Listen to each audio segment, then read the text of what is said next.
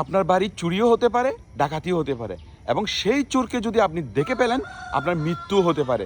আমি আপনাদেরকে আজকে যেটা দেখাতে যাচ্ছি সেটা দেখে আপনি চমকে উঠবেন। এই যে মাদক আমাদেরকে একদম তিলে তিলে শেষ করে দিচ্ছে, বিশেষ করে ইয়াবা সেবীরা এমন এমন কাজ করছে যেটা দেখে আপনারা চমকে উঠবেন।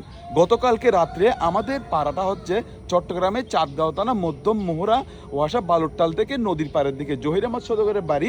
এই বাড়িতে গতকালকে রাত 3টা বাজে বিদ্যুতের লাইন কেটে নিয়ে গেছে, একদম লাইন চালু অবস্থা। এই যে এখানে এখন লাইন চালু আছে, আমি একটু করে ক্লুজ করে দেখাই আপনাদেরকে। এই যে দেখতে পাচ্ছেন এই দুইটা হচ্ছে বিদ্যুতের তার, একটা হচ্ছে পজিটিভ, একটা হচ্ছে নেগেটিভ। এই দুইটা তার সরাসরি এই বাড়ি থেকে পিডিবি থেকে এই খাম্বা থেকে লাইনটা এই বাড়িতে লাইন গিয়েছে, এবং এই তারটা মাদক সেবীরা গতকাল রাত 3টা বাজে লাইনটা কেটে নিয়ে গিয়েছে।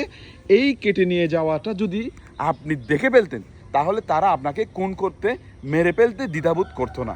এই সমস্যাটা এখন প্রতিটা বাড়িতে হচ্ছে, প্রতিটা গ্রামে হচ্ছে, প্রতিটা মহল্লায় হচ্ছে। এটা হচ্ছে শুধুমাত্র একমাত্র মাদকের জন্য।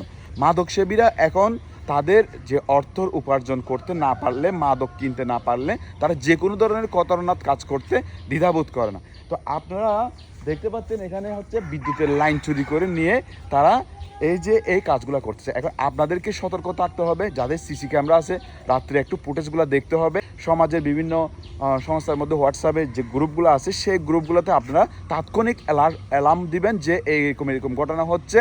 এই ছাড়া কোনো উপায় নেই। এই ঘটনা যদি আপনারা সিঙ্গেলি কেউ যদি এই মাদক সেবীদের বাধা দেয়, তারা কিন্তু আপনাকে মেরে ফেলতেও দ্বিধাবোধ করবে না। মানে এই বিপদ থেকে বাঁচতে প্রথমে মাদককে নিয়ন্ত্রণ করতে হবে, এবং চোর যারা চুরি করছে তাদেরকে মানে সামাজিকভাবে প্রতিরোধ করতে হবে।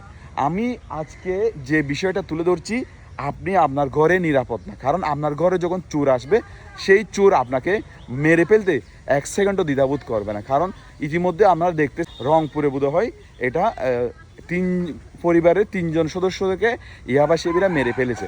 সেই ঘটনা আপনার ঘরেও হতে পারে, কোনো কারণ ছাড়াই হতে পারে। আপনার ঘরে ওরা চুরি করতে আসবে, ডাকাতি করতে আসবে, সেখানে আপনি বাধা দিলে আপনাকে মেরে ফেলতে পারে। তো এই বিষয়টা আপনাদের মাঝে শেয়ার করলাম। সবাই প্রতিরোধ করেন, এবং হচ্ছে মাদকের নিয়ন্ত্রণ সরকারকে অবশ্যই করতে হবে। মাদক নিয়ন্ত্রণ না করলে এই সমাজকে সুন্দরভাবে পরিচালনা করা কোনোভাবেই সম্ভব না, আর অপরাধ নিয়ন্ত্রণ করাও সম্ভব না। তো সবাইকে ধন্যবাদ। আসসালামু আলাইকুম।